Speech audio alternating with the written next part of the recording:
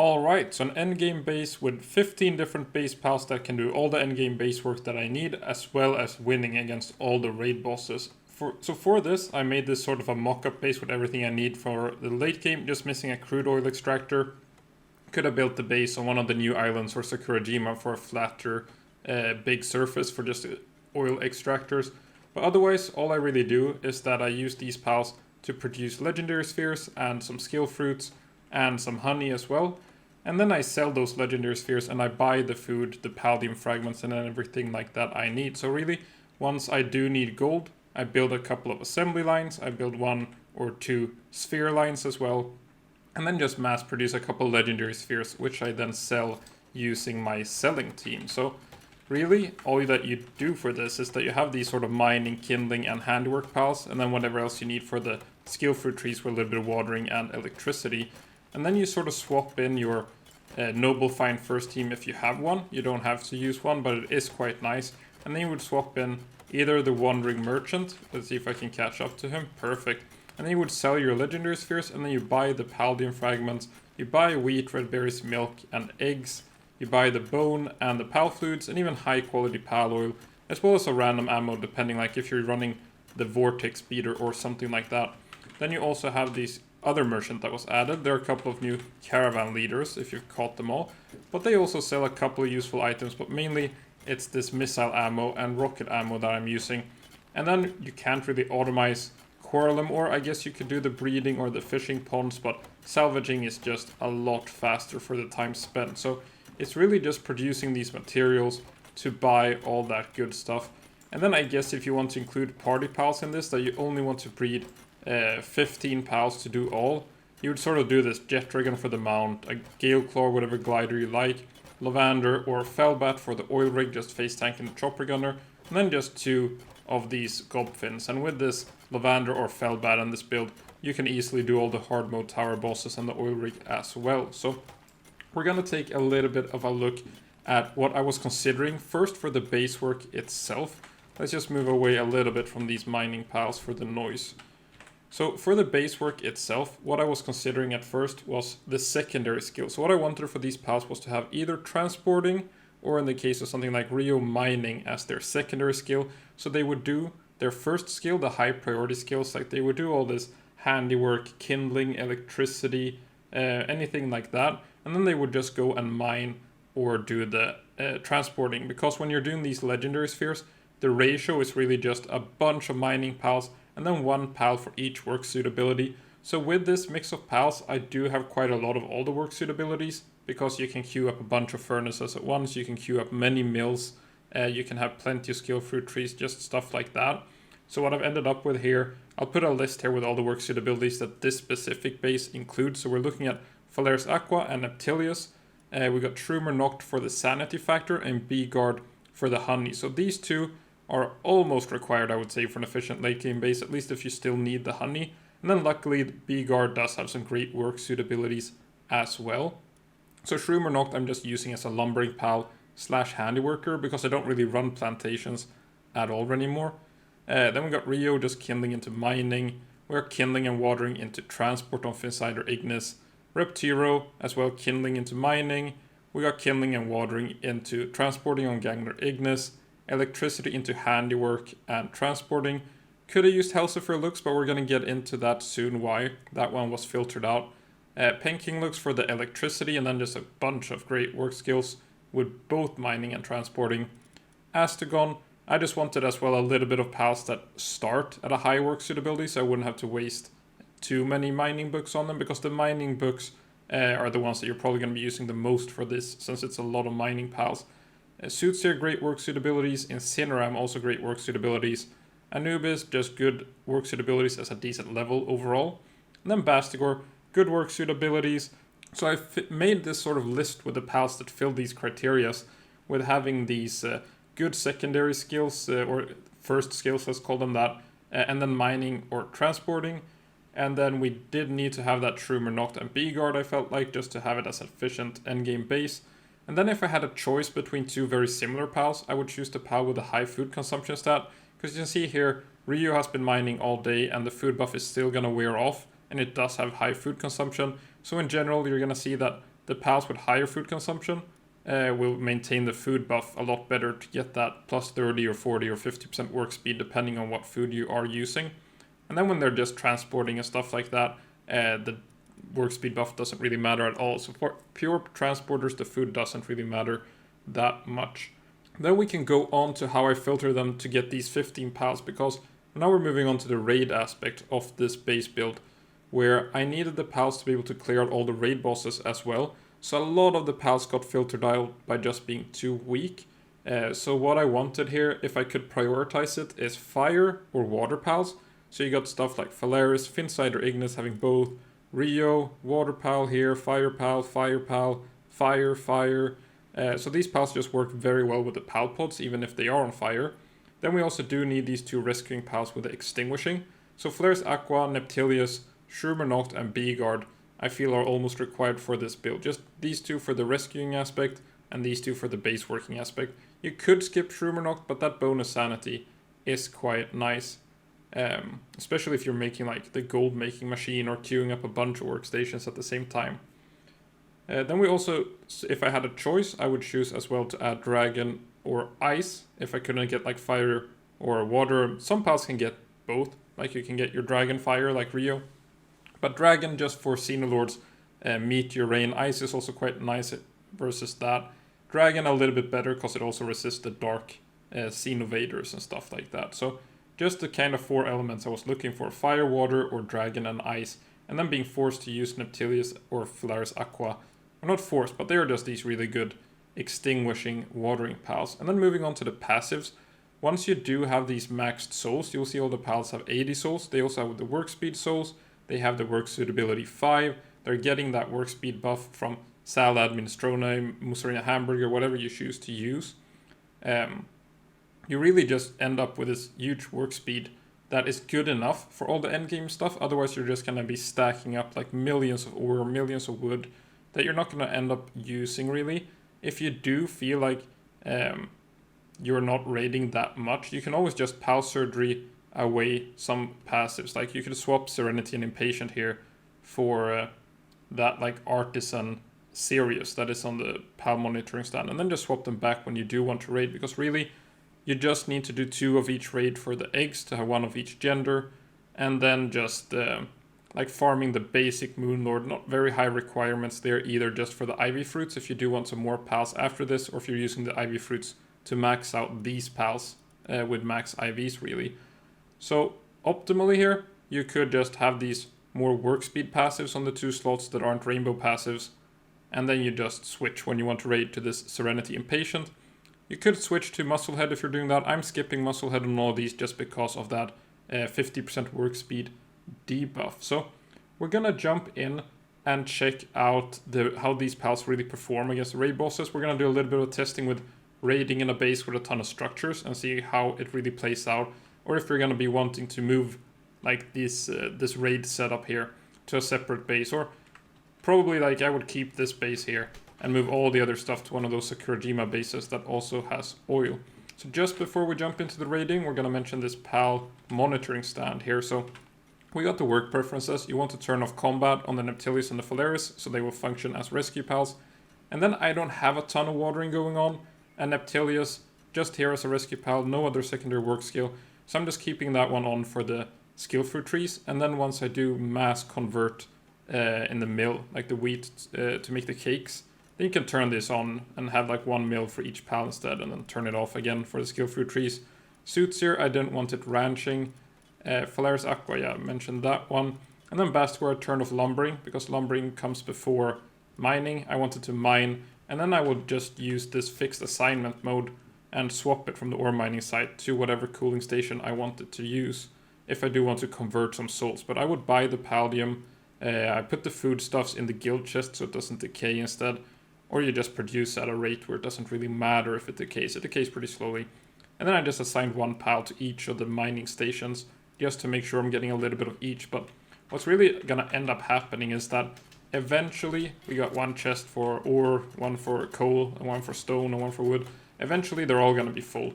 And then it doesn't really matter. The pals will go idle because you don't use that much materials in the end game. It's mainly just for stacking gold in the endgame with the max pals. You'll make these huge greenhouses and stuff like that, producing thousands of all the foods, but then you just end up with like 10 freezers full of food anyway. So we're gonna jump straight into the raid fights now instead. Alright, so we're gonna be starting off with Moonlord Master, because I feel like it's the one that has the least risk of destroying the entire base actually. So we're gonna be doing two things here really. We're gonna be experimenting with how the raid bosses actually interact with a lot of structures. Like, is it possible with these extinguishing pals to do everything in one base?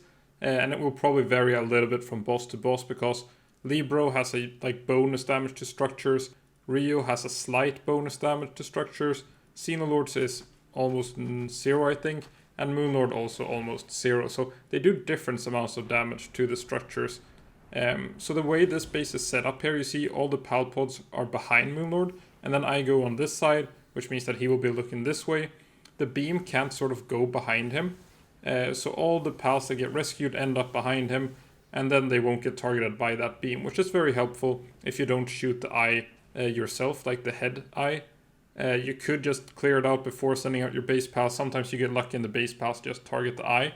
But what you're gonna see here is, as these pals go down, because they all went to work as I sent them out in front of the boss, they're gonna go down, they're gonna get rescued, they're gonna end up behind Moonlord Master and just be safe from that beam. So really you just want that sort of line to be beam. You'll see I removed those assembly lines because I felt like they were gonna get beamed, so it's a little bit where you build them. But as long as you sort of figure out where that beam is gonna go, and you can see it is hitting the ranch and the monitoring stand, but dealing like 0 damage to them. So in this fight, the structures seem to be pretty safe, at least from that sort of beam. Then there is the little beam slicer skill that the eyes do, which ends up killing one of the plantations here.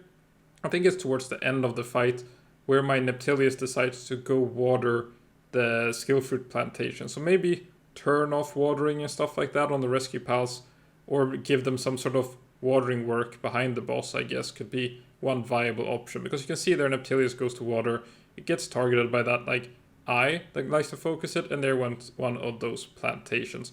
So overall this fight, for me, it's personally pretty frustrating to watch. Like, evasion as a mechanic has always been a little bit annoying in video games. It's not something fun, and just watching 15 beam slicers and 15 hydro slicers miss the jazz hands going on, it's very annoying. Like, it's not fun at all. But you can see they defeat the boss in around 4 minutes here, and this is all without player damage. So as mentioned, like, you could be standing there with your Felbat or Lavander, having them help with rescuing, shooting the eye with your charge rifle, and just making the whole fight a lot easier and faster for your base pals. But I just kind of wanted to try out if it was possible to mix these, like not running 15 Neptilius or these maxed combat pals, just having these like sort of mixed 15 pals felt kind of fun. So then against Xenolord Ultra, I decided to show this here, that it doesn't work, Xenolord Ultra, in a base with structures, because the rescue pals get distracted. They just kept on putting out fires on like the logging sites and stuff like that, and everything just spiraled out of control.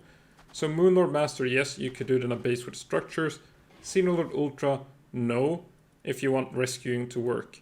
And he will just burn down all the stuff with Meteorine. So this is Xenolord Ultra, checking if the pals can actually do it without player damage. Otherwise you would have just been zooming around here with your Terra Prisma instead, and using your Jet Dragon could double as a rescue pal and everything. But I kind of wanted to see how powerful this raid army really was.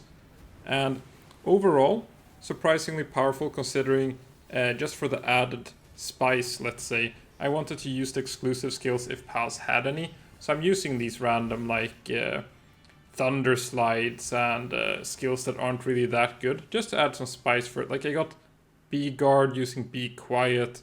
Some pals don't have any exclusive skills like Suits here, so that's just is what it is. But it's fun to use these, like, I mean, you want to use like Trigger Happy Thalassonic Laser, but you can see some ground smash going on.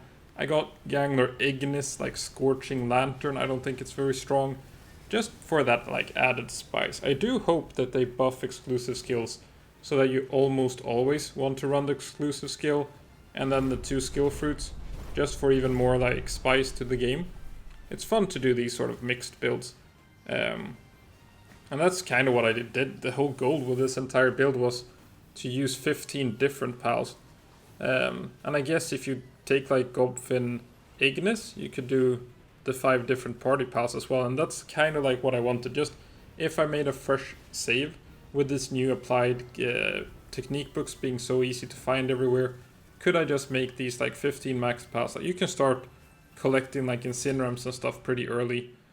Gonna speed up the Xenolord fight a little bit as well, because in between these ad phases it's not super interesting to watch them DPS him down for a long time. A little bit unfortunate timing with the meteorines on the first couple of on the first wave, but you can see this one timed perfectly, and that's where I like. But at the same time, like, it's become this sort of thing where you have a choice to add a skill to a pal. What skill do you want to add? You got that Wind Edge, Double Blizzard Spike, stuff like that. And then I've been adding Meteorine because it's just so neat when it does that, when it takes out all those pals. Very nice. But if you are adding like the player as a factor here, having that control, like I could just click Meteorine on my Jetragon with perfect timing. I can use the Frostallion if I'm using that with the Double Blizzard Spike, shooting them down with Plasma Can and Rocket Launchers. So it's not as important as we really make it sound when we discuss these like optimal builds. But I think that's all the ads down again, so we're gonna speed up again until the next ad phase. And then you can see here around this like 5-6 minute mark, all the pals get hungry. So it doesn't matter what sort of hunger consumption they have. Something has changed there, I believe, because they all get hungry at like the same time. And if you do have these low DPS pals, these are all running curry. You got that option to run the Mousserine Cheeseburger, because they will stay full a little bit longer in the fight with that like hunger resistance buff it gives. But if you add player damage to this, the fight won't really go past that 5 minute mark, especially if you're doing like Terra Prisma and stuff like that. So Frostallion, Terra Prismas, and you won't have this issue running the curry. And then that's actually quite a nice addition because it stacks multiplicatively the food buff. So that added 5% becomes quite a nice addition to the attack stat. That then gets like, you know, all the bonuses from like same element bonuses and super effectiveness and all that good stuff. So quite useful to run curry when you can, but not useful when the fights go further than this like 6 or 5 minute mark. And then the power of Beam Slicer being highlighted there, getting that triple attack power against flying targets, taking out my poor mount. That's also like why I really like running this like Hydro Slicer, Beam Slicer against flying targets. That triple damage hurts a lot. Like, you'll notice it with 15 Beam Slicers hit Libero, that she gets hurt quite a bit. Trying to dodge behind the pal pod to dodge satellite bit seemed to work quite well, or the pal box rather. You can see the bee doing its thing. Don't really think it's a lot of damage, but I said I wanted to use the exclusive skills if they had any. But that's probably not helping my rescue pals at all, that the bee kills itself every couple of seconds. Especially since I'm running like Serenity and Impatient on all these pals. So Impatient just very competitive with Musclehead without that loss. And yeah, sure, like if you're not grinding raids, just swap to work speed passives instead. But you will just find that your chest just fill up very quickly. And then this last bit of health with all the starving pals losing 50% attack and defense just takes a long time. But luckily, we do have this 10-minute timer, pretty long timer with this rescue pals. But this was kind of what the test was all about. We had 1 minute left on the clock, something like that, and they succeeded in winning. So just using these mixed pals, like a lot of them have high stats. Then we just have this bee. I was a bit worried about having these like 4 or 5 dark pals that I have. They tended to die a lot. The bee dies a lot from low stats and just blowing itself up, I guess. Shroomer also dying a lot, and a couple of big like Reptiro and stuff like that dying a lot as well. So that was more the 2 interesting fights that I started with. Then I just want to see how my base would hold up against Ryu, and he immediately kills the, I believe that was the like PAL gear workbench, and then lights a bunch of stuff on fire. But against Ryu, I decided that like you don't need rescuing when you have these strong pals. They're not going to go down. I mean, Shroomer does look pretty weak there, but usually against Ryu, first off, again with exclusive skills, they do, like if I had like 15 Hydro Slicers instead of Be Quiet and those kind of like ground smashes and stuff like that, he would reach the first stun phase a lot quicker. And then during the first stun phase, he would probably reach the second stun phase and just like escalates from there. Having that a lot of attack power gives you a lot of defense against the weaker raid bosses, we can put it that way. And even against Xenolord. Like you reach these stun phases in the first wave of 3 attacks, maybe 4 attacks, and then they get stunned again. You'll find that they only really have time to do like 2 or 3 attacks before the phase change. And then it's just annoying when he uses Magna Crush instead, like this. Especially when he uses it against 15 Holy Bursts. But I guess it's one kind of nice thing about doing this mixed raid team, is that since they all have the different filler attacks, like they're using these basic attacks with when everything is on cooldown, they almost all of them have a different like minimum and maximum range. So the pals should stay naturally just a little bit more spread out. Then when you're running like 15 Neptilius, they tend to stack up a lot more. So that's quite nice when you're doing these like Xenolord fights where area of effect matters quite a bit. And if you have like a weaker army, if you're doing this like while you're leveling. But what I found really neat with this sort of concept is that with these applied workbooks being more common, you can sort of start building for this as soon as you unlock breeding. And then you start tackling the raid bosses. You just like switch to your raid base, or you remodel your base a little bit to do the raid bosses at that level.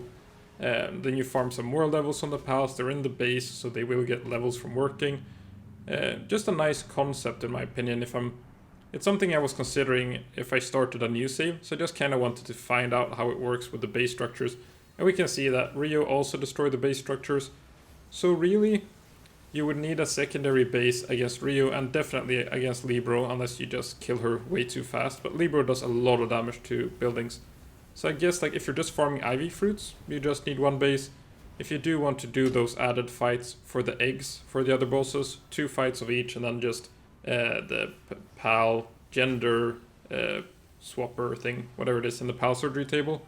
So you're really only doing those, what is that, potentially 8 raids, and then moving to just spamming Moonlord for the fruits.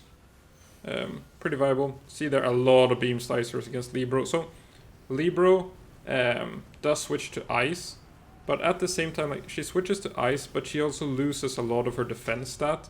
And then beam slicer doing triple damage while resisted is still a lot of damage. And that's also why Hydro Slicer is pretty neat in phase 1.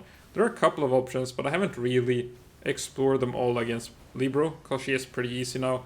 But you have like Lightning Streak potentially, Seed Mine with Flare Storm, or Flame Funnel. There's a lot of good skills, but you can't just use these like basic skills that miss her floating hitbox. Like Holy Burst, pretty low damage. Earblade is also great. A couple of good skills, but it's not very important. I just kind of like to not swap skills too much if I can. And then just having these like Beam Slicer, Hydro Slicer works against pretty much every raid boss. And then Holy Burst on top of that would have been fine, I feel. Especially if you're not doing like base pal meteorining. But you can see Libero absolutely destroying all those pal pods. And she would have destroyed the rest of the base with a couple of other attacks as well if she got around to using them and didn't get stunned. But a lot of the base just goes down, and when they destroy it like that, they don't really drop the resources back for you, so just a bit annoying fighting them like that. But overall, a big success for these base pals. So probably I will be, now that I've explored this concept and it was a success for me personally, I'm probably just gonna try a new save where I just collect like 15 pals that I will use for the base work and the raids. So that's it for this video. It became a pretty long one despite speeding things up, but it is what it is, so thanks for watching.